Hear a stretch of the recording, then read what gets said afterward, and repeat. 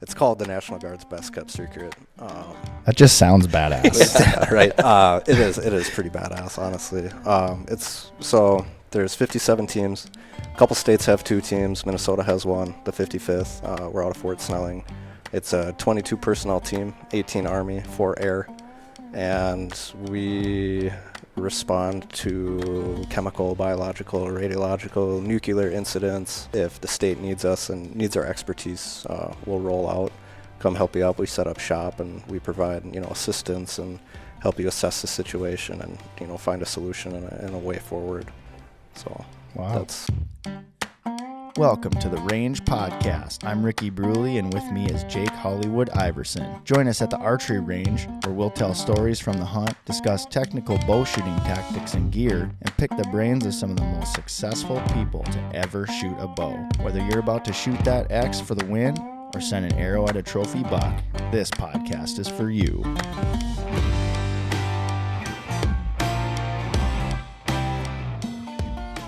The Range Podcast is brought to you by Vapor Trail Archery, makers of the best bowstrings money can buy, originators of limb-driven arrow rest technology, and innovators of Stokerized stabilizer systems.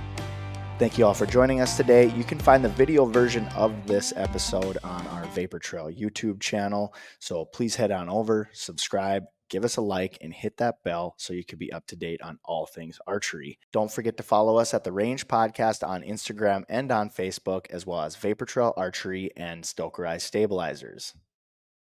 Well, hey folks, this is our segment of Shiny Objects. I'm here with Kyle and Adam of Archery Origins, and if you missed them on the previous podcast, make sure you give it a listen so you can be up to speed on what these guys are doing. It's an awesome project, and all of us here at Vapor Trail are extremely proud to be a part of it and extremely proud of what you guys are doing for the veteran community.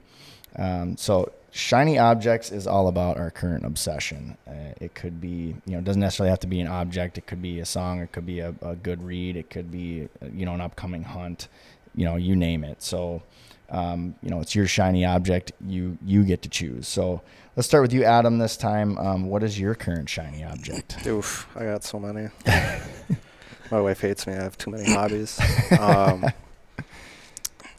don't, it kind of depends on the time of the year, but I'd say like right now, I'd say my shiny object would be probably my job, honestly. Yeah. I think I'm fortunate enough to, I have a job that I really love doing. It's something I didn't know. Like I've always been interested in like networking and computing like my entire life.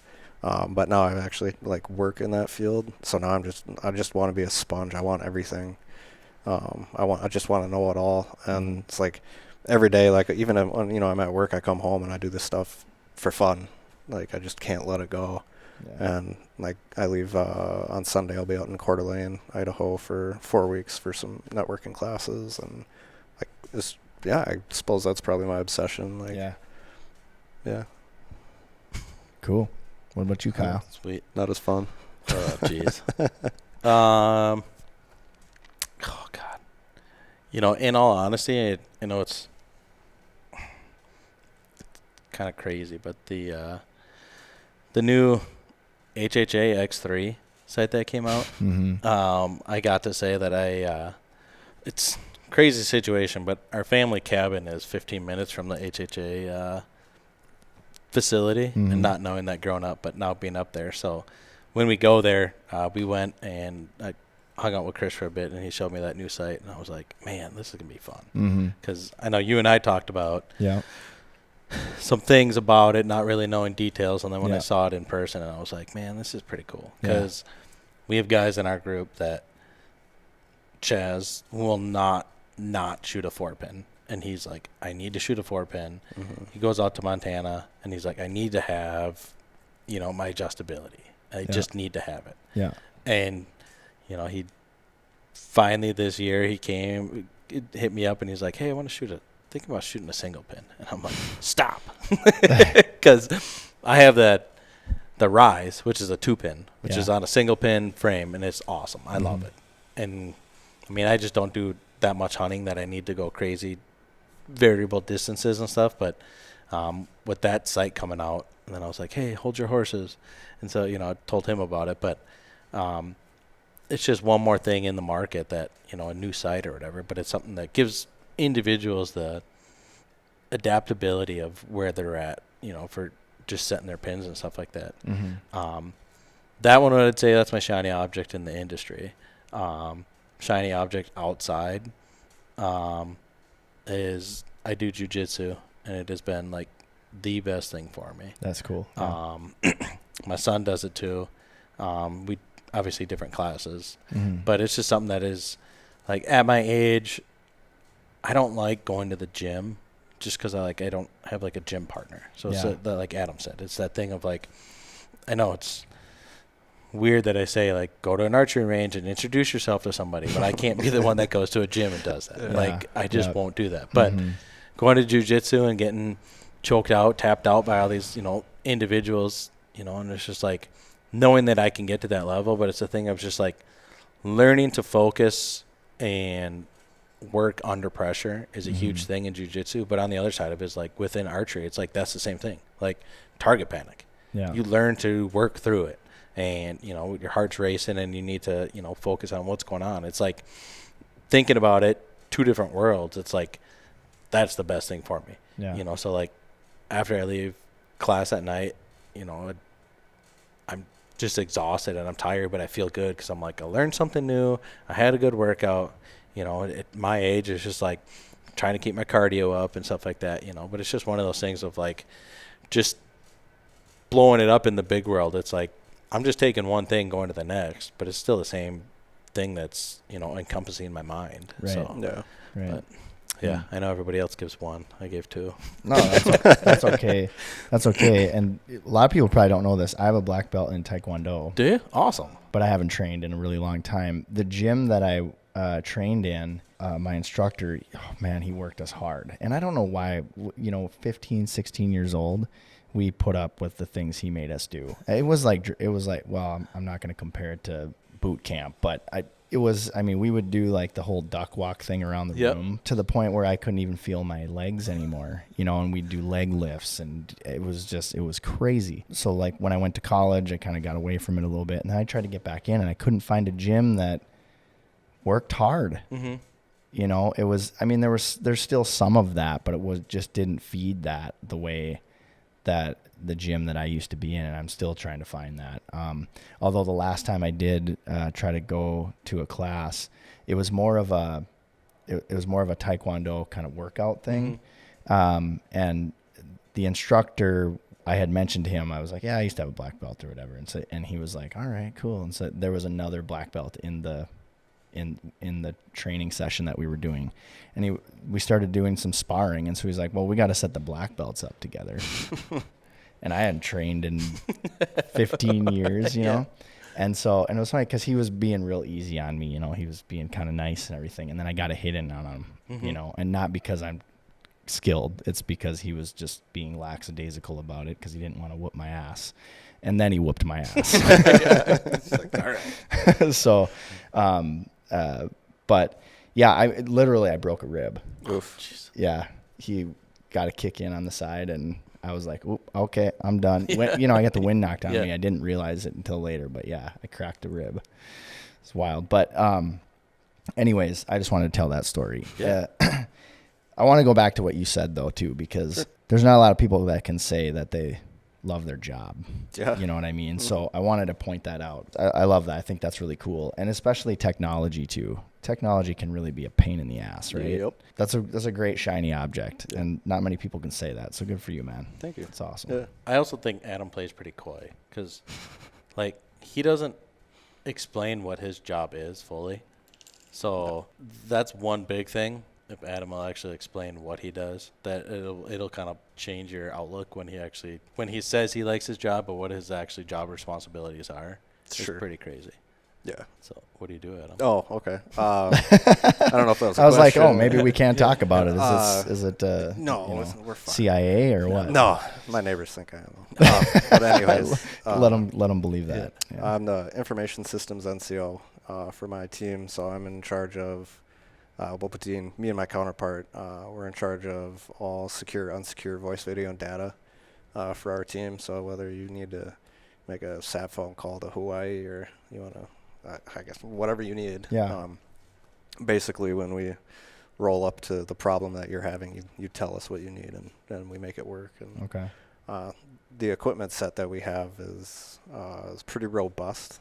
The saying in the community is, it's short of satellites falling out of the sky. Like, wow. I can get you in touch with whoever you need, wherever you are.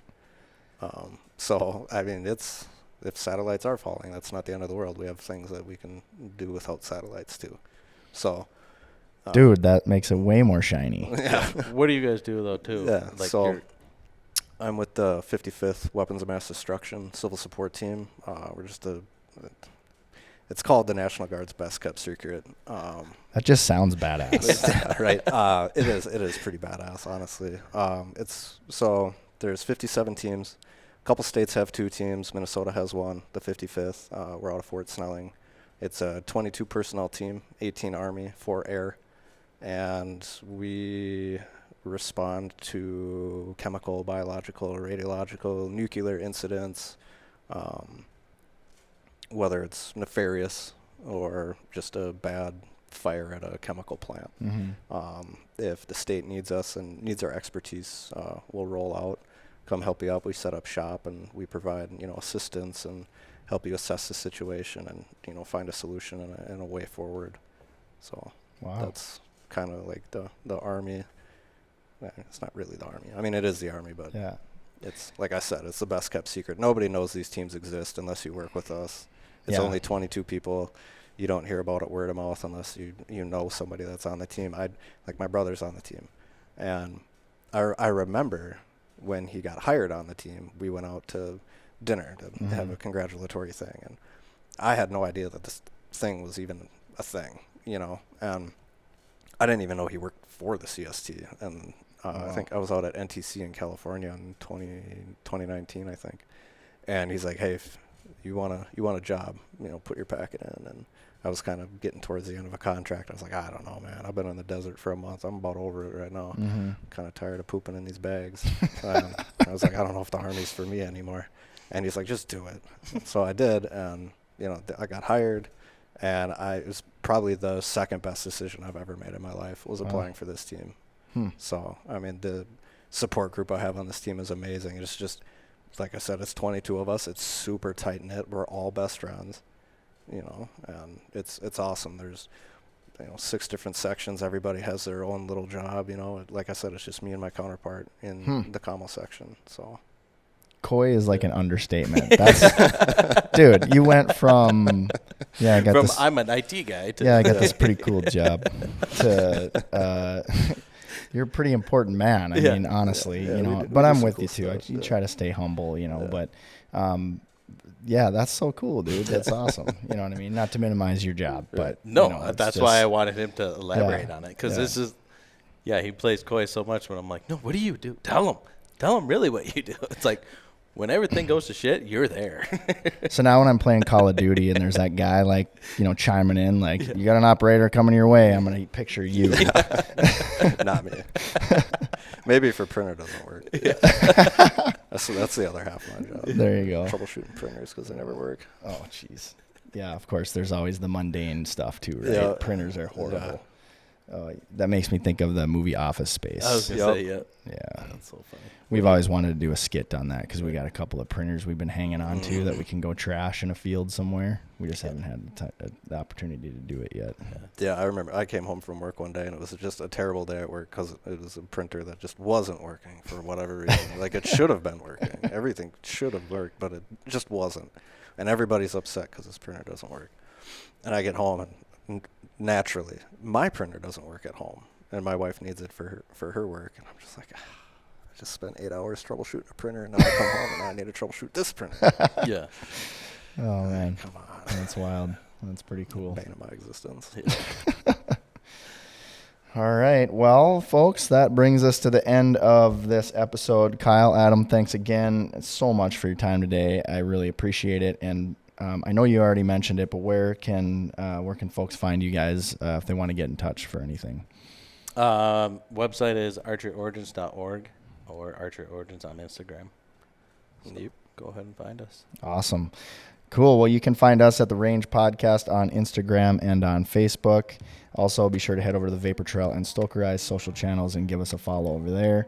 You can also find the video version of this episode on the Vapor Trail YouTube channel. If you like the video, hit that thumbs up button and make sure to subscribe so you can be up to date on all things archery. If you're listening, do me a favor, give us a rating and make sure you give us 5 stars. Only 5 stars. And with that, we are going to pack up our bows and arrows and we're hitting the range. Have a great day, everybody. Thanks, guys. Thanks.